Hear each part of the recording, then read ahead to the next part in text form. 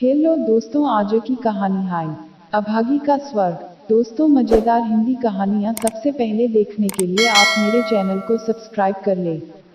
7 दिनों तक ज्वरग्रस्त रहने के बाद ठाकुरदास मुखर्जी की वृद्धा पत्नी की मृत्यु हो गई।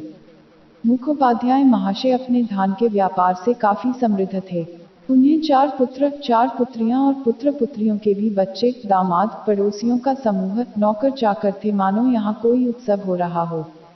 धूमधाम से निकलने वाली शवयात्रा को देखने के लिए गांव वालों की काफी भीड़ इकट्ठी हो गई। लड़कियों ने रोते रोते माता के दोनों पांवों में गहरा आलता और मस्तक पर बहुत सा सिंदूर लगा दिया। बहुओं ने ललाट पर चंदन लगाकर बहुमूल्य वस्त्रों से सास की देह को ढक दिया और अपने आंचल के कोने से उनकी पदधूलि झाड़ दी। पत्र, पुष्प, गंध, माला और कलरव से मन को यह लगा ही नहीं कि यहाँ कोई शोक की घटना हुई है। ऐसा लगा जैसे बड़े घर की गृहिणी 50 वर्षों बाद पुनः एक बार नई तरह से अपने पति के घर जा रही हो। शांत मुख से वृद्ध मुखोपाध्याय अपनी चिर संगिनी को अंतिम विदा देकर छिपे छिपे दोनों आंखों के आंसू पोंछकर शोकार्त कन्या और बहुओं को सांत्वना देने लगे। प्रबल हरि ध्वनि, राम नाम सत्य है, से प्रातःकालीन आकाश को गुंजित कर सारा गांव साथ साथ चल दिया। एक दूसरा प्राणी भी थोड़ी दूर से इस दल का साथी बन गया। वह थी कंगाली की माँ। वह अपनी झोंपड़ी के आंगन में पैदा हुए बैंगन तोड़कर इस रास्ते से हाट जा रही थी। इस दृश्य को देखकर उसके पग हाट की ओर नहीं बढ़े। उसका हाट जाना रुक गया और उसके आंचल में बैंगन बंधे रह गए। आंखों से आंसू बहाती हुई वह सबसे पीछे शमशान में आ उपस्थित हुई। शमशान गांव के एकांत कोने में गरुड़ नदी के तट पर था। वहां पहले से ही लकड़ियों का ढेर, चंदन के टुकड़े, घी, धूप, धूनी आदि एकत्र कर दिए गए थे। कंगाली की मां को निकट जाने का साहस नहीं हुआ, अतः वह एक ऊंचे टीले पर खड़ी होकर शुरू से अंत तक सारी अंत्येष्टि क्रिया को उत्सुक नेत्रों से देखने लगी। चौड़ी और बड़ी चिता पर जब शव रखा गया, उस समय शव के दोनों रंगे हुए पांव देखकर उसके दोनों नेत्र शीतल हो गए।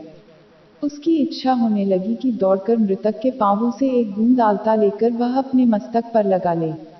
अनेक कंठों की हरिध्वनि के साथ पुत्र के हाथों में जब मंत्रपूत अग्नि जलाई गई, उस समय उसके नेत्रों से झरझर पानी बरसने लगा। वह मन ही मन बारंबार कहने लगी, सौभाग्यवती माँ, तुम स्वर्ग जा रही हो। मुझे भी आशीर्वाद देती जाओ कि मैं भी इसी तरह कंगाली के हाथों अग्नि प्राप्त करूं। लड़के के हाथ की अग्नि, यह कोई साधारण बात नहीं। पति, पुत्र, कन्या, नाती नातिन, दास दासी, परिजन, संपूर्ण गृहस्थी को उज्जवल करते हुए यह स्वर्गारोहण देखकर उसकी छाती फूलने लगी, जैसे इस सौभाग्य की वह फिर गणना ही नहीं कर सकी। सद्य प्रज्वलित चिता का अजस्र धुआं नीले रंग की छाया फेंकता हुआ घूम घूमकर आकाश में उठ रहा था। कंगाली की मां को उसके बीच एक छोटे से रथ की आकृति जैसे स्पष्ट दिखाई दे गई। उस रथ के चारों ओर कितने ही चित्र अंकित थे। उसके शिखर पर बहुत से लता पत्र जड़े हुए थे। भीतर जैसे कोई बैठा हुआ था। उसका मुंह पहचान में नहीं आता, परंतु उसकी मांग में सिंदूर की रेखा थी और दोनों पत्तल आलता, महावर से रंगे हुए थे। ऊपर देखती हुई कंगाली की मां की दोनों आंखों से आंसुओं की धारा बह रही थी। इसी बीच एक 15-16 वर्ष की उम्र के बालक ने उसके आंचल को खींचते हुए कहा, तू यहाँ आकर खड़ी है, माँ भात नहीं पकाएगी। चौंकते हुए पीछे मुड़कर माँ ने कहा, पकाऊंगी रे। अचानक ऊपर की ओर अंगुली उठाकर व्यग्र स्वर में कहा, देख देख बेटा, ब्राह्मणी माँ उस रथ पर चढ़कर स्वर्ग जा रही हैं। लड़के ने आश्चर्य से मुंह उठाकर कहा, कहाँ? फिर क्षणभर निरीक्षण करने के बाद बोला, तू पागल हो गई है माँ, वह तो धुआं है।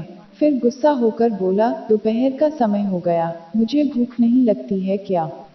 पर माँ की आंखों में आंसू देखकर बोला, ब्राह्मणों की बहू मर गई है, तो तू क्यों रो रही है, माँ? कंगाली की माँ को अब होश आया। दूसरे के लिए शमशान में खड़े होकर इस प्रकार आंसू बहाने पर वह मन ही मन लज्जित हो उठी। यही नहीं, बालक के अकल्याण की आशंका से तुरंत ही आंखें पोंछकर तनिक सावधान संयत होकर बोली, रोऊंगी किसके लिए रे? आंखों में धुआं लग गया, यही तो। हाँ, धुआं तो लग ही गया था, तू रो रही थी। माँ ने और प्रतिवाद नहीं किया। लड़के का हाथ पकड़कर घाट पर पहुंची, स्वयं भी स्नान किया और कंगाली को भी स्नान कराकर घर लौट आई। शमशान पर होने वाले संस्कार के अंतिम भाग को देखना उसके भाग्य में नहीं बंधा था।